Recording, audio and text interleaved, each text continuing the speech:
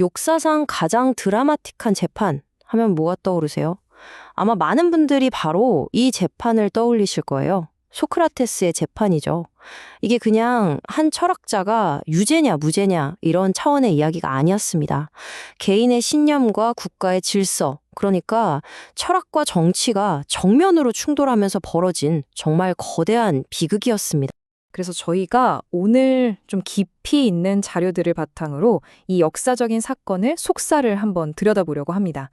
여기 슬라이드에 보이는 이미지들을 길잡이 삼아서요. 소크라테스라는 한 개인, 그리고 그를 법정에 세운 도시 아테네, 이 양쪽의 입장을 모두 들어보는 시간을 갖겠습니다. 자, 바로 이 질문이 오늘 이야기의 핵심입니다. 어떻게 민주주의의 요람이라고 불리는 아테네가 자기 도시의 가장 유명한 철학자에게 사형을 선고할 수 있었을까? 정말 아이러니하지 않나요?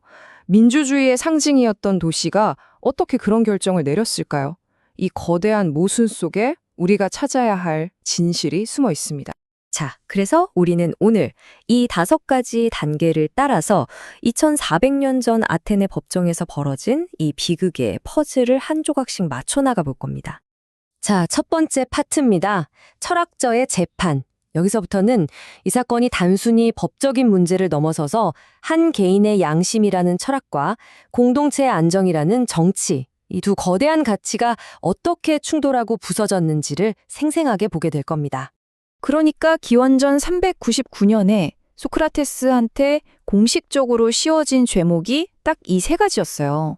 첫째, 불경죄, 국가가 믿는 신을 안 믿는다. 둘째, 이단죄, 뭐 이상한 새로운 신을 들여왔다. 그리고 셋째, 청년들을 타락시켰다. 딱 들어보면 좀 그렇죠? 과연 이게 표면적인 이 이유들이 정말 그를 죽음으로 몰고 간 진짜 이유였을까요? 이 갈등의 핵심이 바로 이겁니다. 한쪽에는 소크라테스가 있어요. 개인의 양심, 표현의 자유, 이걸 지키려는 사람이죠. 다른 한쪽에는 아테네라는 국가가 있습니다. 국가의 권위, 전통, 공동체의 안정을 지켜야 한다는 거죠. 자, 보세요. 개인의 양심과 국가의 안정. 이 둘의 충돌, 어쩌면 처음부터 예고된 비극이었을지도 모릅니다. 아니, 근데 왜 아테네는 소크라테스를 그렇게까지 받아들이지 못했을까요? 그 답을 찾으려면요, 당시 아테네가 어떤 상황에 처해 있었는지를 좀 봐야 합니다. 이게 절대 평화로운 시대가 아니었어요. 도시는 말 그대로 벼랑 끝에 서 있었습니다.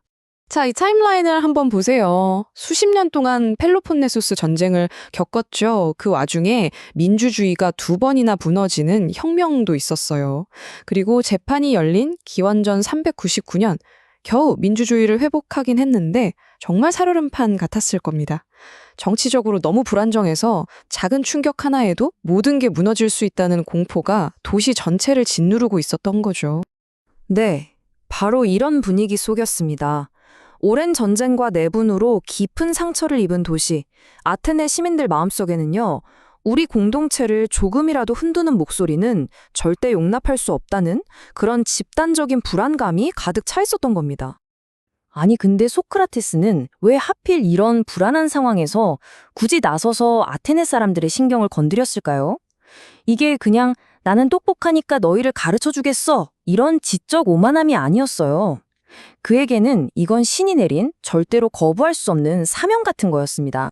모든 이야기의 시작은 바로 이 한마디였습니다. 델포이 신전에서 내려온 신탁, 소크라테스보다 더 지혜로운 사람은 없다. 아니, 이게 무슨 말일까요? 소크라테스 본인도 믿을 수가 없었죠. 그래서 이 알 수 없는 신탁의 진짜 의미를 찾아 나서는 그의 여정이 정말 아이러니하게도 그를 죽음의 법정으로 이끌게 된 겁니다. 신탁이 진짜인지 확인해 봐야겠다 싶어서 소크라테스는 당대 아테네에서 가장 지혜롭다고 소문난 사람들을 찾아다니기 시작합니다. 뭐 정치인, 시인, 기술자들. 차례로 만나서 대화를 나눠보죠. 그런데 웬걸? 대화를 하면 할수록 이들의 지혜라는 게 사실은 텅 비어 있다는 것. 스스로의 무지를 모르고 있다는 것만 계속해서 확인하게 된 거죠. 그가 썼던 방법이 바로 이 엘렌코스라는 겁니다. 소크라테스식 문답법이라고 하죠. 계속해서 질문을 던져서 상대방 말이 앞뒤가 안 맞는다는 걸 스스로 깨닫게 만드는 거예요. 아, 내가 사실은 잘 모르고 있었구나 하고 스스로 깨닫게 하는 거죠. 당연히 젊은이들은 이런 방식에 열광했죠. 하지만 기득권층, 권력자들은 어떻겠어요? 엄청난 모욕감을 느꼈던 겁니다. 그리고 이 모든 여정의 끝에서 소크라테스는 마침내 신탁의 진짜 의미를 깨닫게 됩니다. 신이 소크라테스가 가장 많이 안다고 말한 게 아니었던 거예요. 오직 소크라테스만이 자신이 아무것도 모른다는 사실을 알고 있다. 바로 이거였습니다. 자신의 무지를 아는 것, 이것이야말로 인간이 가질 수 있는 최고의 지혜라는 역설적인 진실이었던 거죠. 자, 이제 이 재판의 가장 근본적인 문제, 그 철학적 핵심으로 들어가 보겠습니다. 바로 선한 인간으로 사는 것과 훌륭한 시민으로 사는 것. 이 두 가지 가치가 정면으로 부딪히는 지점입니다. 여기 이 두 가지의 시선이 당시의 상황을 극명하게 보여줍니다. 왼쪽은 뭐죠? 페리클레스가 자랑했던 이상적인 아테네의 모습입니다. 헬라스의 학교, 뭐든지 받아들이는 개방적이고 자유로운 사회. 하지만 오른쪽, 소크라테스가 실제로 겪었던 아테네는 어땠나요?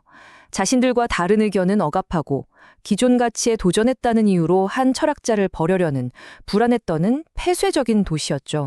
이 표를 보시면 두 관점의 차이가 확 들어오죠. 아테네 입장에서 훌륭한 시민은 국가에 기여하는 사람이에요. 그리고 그게 곧 선한 사람이라고 봤어요. 하지만 소크라테스는 달랐습니다. 그에게 선한 사람이 되는 것이 최우선이었어요. 설령 그 길이 국가의 명령과 충돌하더라도 자신의 도덕적 신념, 즉 미덕을 따라야 한다고 믿었던 거죠. 드디어 재판의 마지막, 그 클라이맥스입니다. 그런데 참 아이러니하죠. 아테네가 내린 이 사형 선고가 어떻게 소크라테스를 죽지 않는 전설로 만들었을까요? 그리고 최종 판결이 나왔습니다. 이 도넛 차트를 좀 보세요. 유죄 280표, 무죄 220표. 와, 정말 아슬아슬한 차이 아닙니까? 500명의 배심원 중에서 딱 30명, 단 30명의 마음만 돌렸어도 역사는 완전히 달라졌을 거예요. 이 숫자만 봐도 당시 아테네 시민들이 얼마나 치열하게 고민하고 갈라져 있었는지 생생하게 느껴지는 것 같습니다. 유죄 판결을 받고 나서 사실 소크라테스에게는 살 길이 있었어요. 목숨을 구걸하거나 아니면 그냥 조용히 살겠다고 약속할 수도 있었죠. 하지만 그는 타협하는 대신 역사에 남을 이 한마디를 던집니다. 성찰이 없는 삶은 인간에게 살 가치가 없다. 이건 그냥 변명이 아니었어요. 인류 지성사에 영원히 새겨질 그의 가장 위대한 선언이었습니다. 2400년 전 아테네 법정에서 있었던 이 이야기는 시대를 넘어 지금 우리에게도 아주 무거운 질문을 던집니다. 자신들을 향한 가장 날카로운 비판을 견디지 못하는 민주주의 사회는 과연 진정으로 자유롭다고 말할 수 있는가? 소크라테스의 죽음이 남긴 이 질문에 답하는 건 여전히 우리 모두의 숙제로 남아있는 것 같습니다.